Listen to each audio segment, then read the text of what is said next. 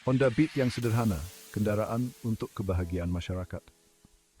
Di pelosok desa di Indonesia, sebuah revolusi sunyi sedang terjadi. Ini bukanlah revolusi dengan pernyataan besar atau pergolakan politik, melainkan revolusi yang digerakkan oleh Honda Beat yang sederhana, simbol kepraktisan dan kemajuan. Skuter sederhana ini telah menjadi katalis tak terduga untuk kebahagiaan masyarakat, didorong oleh visi yang memadukan pemberdayaan ekonomi, tanggung jawab sosial, dan kesejahteraan spiritual. Gerakan ini dipelopori oleh Baitul Mal Galunggung Emas Nusantara mengambil inspirasi dari mimpi-mimpi luhur Bapak Pendiri Bangsa Indonesia Presiden Soekarno. Gerakan ini berusaha mewujudkan visinya tentang bangsa yang mandiri, di mana kemakmuran ekonomi berakar pada prinsip-prinsip keadilan sosial dan kemakmuran bersama. Honda Beat dalam konteks ini melampaui fungsinya sebagai alat transportasi semata. Ia berubah menjadi alat untuk kewirausahaan, simbol harapan, dan bukti kekuatan aksi kolektif. Inilah kisah tentang merebut kembali kendali, menulis ulang narasi, dan membangun masa depan yang lebih cerah sebagai satu Honda Beat pada satu waktu.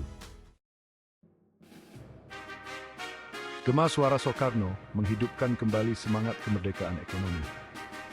Untuk memahami makna dari gerakan ini, kita harus kembali ke masa lalu, ke tahun 1960-an yang penuh gejolak. Indonesia yang baru merdeka terjebak dalam pusaran perang dingin, masa depan ekonominya tidak pasti. Pada periode inilah Presiden Soekarno, seorang pemimpin karismatik dengan visi besar untuk bangsanya, mengajukan ide radikal pembentukan tatanan ekonomi internasional baru. Visi ini mencapai puncaknya dalam perjanjian Green Hilton tahun 1963, sebuah fakta yang ditandatangani oleh Indonesia, Yugoslavia, dan Ghana, yang bertujuan untuk menantang dominasi lembaga keuangan Barat. Inti dari visi Soekarno adalah konsep kemerdekaan ekonomi, keyakinan bahwa kemakmuran sejati hanya dapat dicapai dengan melepaskan diri dari belenggu neokolonialisme dan merangkul kemandirian.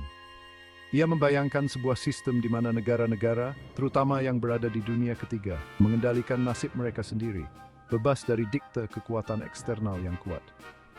Meskipun perjanjian Green Hilton pada akhirnya menghadapi banyak tantangan dan gagal mewujudkan tujuan ambisiusnya sepenuhnya, semangat perlawanan dan komitmennya yang tak tergoyahkan terhadap kedaulatan ekonomi terus beresonansi dengan banyak orang Indonesia. Semangat inilah yang pada akhirnya akan menemukan ekspresinya yang baru di abad ke-21, with still Pave Baitul Mal Gen. Baitul Mal Gen, manifestasi modern dari visi abadi. Baitul Mal Gen berdiri sebagai bukti kekuatan abadi dari visi Soekarno.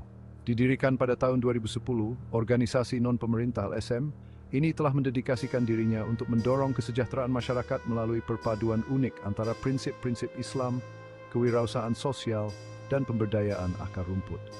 Intinya terletak pada keyakinan bahwa kemakmuran sejati tidak hanya mencakup kekayaan materi tetapi juga pemenuhan spiritual, kerukunan sosial, dan kelestarian lingkungan. Nama organisasi ini sendiri mencerminkan nilai-nilai intinya. Baitul Mal, istilah Arab yang sering diterjemahkan sebagai rumah kekayaan, mengacu pada lembaga Islam yang bertanggung jawab untuk mengumpulkan dan mendistribusikan dana amal. Galunggung Emas Nusantara membangkitkan citra rantai emas, melambangkan persatuan dan keterhubungan di seluruh Nusantara Indonesia. Baitul Mal Gen percaya bahwa pembangunan berkelanjutan hanya dapat dicapai melalui pendekatan dari bawah ke atas, yang memberdayakan masyarakat lokal untuk menjadi peserta aktif dalam membentuk nasib mereka sendiri. Keyakinan ini terwujud dalam moto mereka, membangun desa, membangun bangsa. Ini adalah filosofi yang mengakui keterkaitan antara kesejahteraan individu dan kemajuan kolektif yang menekankan pembangunan seksional yang sejati dimulai dari tingkat akar rumput. Memberdayakan masyarakat, misi dan visi dalam tindakan. Di jantung pekerjaan Baitul Mal Gen terletak komitmen yang mendalam terhadap pemberdayaan masyarakat. Misi mereka adalah untuk menciptakan masyarakat yang adil dan sejahtera, di mana setiap individu memiliki kesempatan untuk berkembang, terlepas dari latar belakang atau keadaan mereka. Mereka membayangkan Indonesia di mana kemiskinan dibasmi, keadilan sosial ditegakkan, dan masyarakat diberdayakan untuk menentukan arah mereka sendiri menuju masa depan yang lebih cerah. Visi ini diwujudkan melalui pendekatan multifaset yang menggabungkan pemberdayaan ekonomi, pembangunan sosial, dan pertumbuhan spiritual. Mereka percaya bahwa kemakmuran sejati tidak hanya mencakup kekayaan materi, tetapi juga rasa tujuan, kepemilikan, dan koneksi ke sesuatu yang lebih besar dari diri sendiri. Salah satu program utama mereka berfokus pada penyediaan pinjaman mikro kepada calon pengusaha di pedesaan. Pinjaman ini, seringkali hanya beberapa ratus dolar, berfungsi sebagai jalur kehidupan bagi individu yang tidak memiliki akses ke lembaga keuangan tradisional. Dengan menyediakan akses ke modal, pelatihan, dan bimbingan, Baitul Mal Gen memberdayakan individu untuk memulai bisnis mereka sendiri, menciptakan lapangan kerja, meningkatkan ekonomi lokal, dan not sharing manupsai. Dari desa ke dunia, gerakan akar rumput berakar. Dampak dari pekerjaan Baitul Mal Gen dapat dirasakan paling dalam di desa-desa tempat mereka beroperasi. Ambil contoh Desa Sukamanah di Jawa Barat. Di sini, organisasi tersebut telah menerapkan program yang menyediakan sepeda motor Honda Beat kepada penduduk desa melalui model sewa guna usaha mikro yang unik. Dalam program ini, penduduk desa melakukan pembayaran kecil dan terjangkau untuk memiliki sepeda motor mereka sendiri. Sepeda motor ini kemudian menjadi alat untuk pemberdayaan ekonomi yang memungkinkan penduduk desa untuk mengangkut barang ke pasar, mengakses layanan kesehatan yang lebih baik, dan menyediakan layanan transportasi di dalam komunitas mereka. Program ini tidak hanya meningkatkan mobilitas dan akses ke peluang, tetapi juga menumbuhkan rasa bangga dan kepemilikan di antara penduduk desa. Keberhasilan program Honda Beat di Sukamanah menjadi contoh kecil dari dampak Baitul Mal Gen yang lebih luas.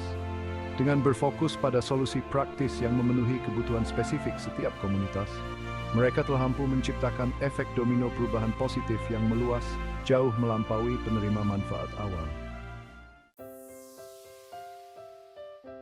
Mendefinisikan ulang kemakmuran mengejar model ekonomi halal.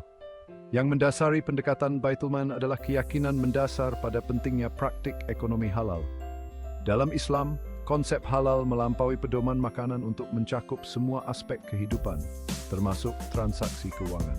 Oleh karena itu, model ekonomi halal adalah model yang etis, adil, dan selaras dengan prinsip-prinsip Islam. Komitmen terhadap ekonomi halal ini tercermin dalam penolakan Baitul Mal Gen terhadap praktik keuangan konvensional yang mengandalkan bunga riba yang dianggap haram dalam Islam.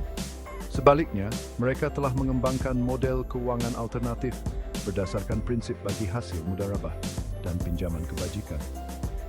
Dengan mempromosikan model keuangan alternatif ini, Baitul Mal Gen tidak hanya menyediakan layanan keuangan yang etis dan mudah diakses oleh masyarakat yang kurang terlayani, tetapi juga menantang dominasi sistem keuangan konvensional yang sering melanggengkan ketidaksetaraan dan eksploitasi.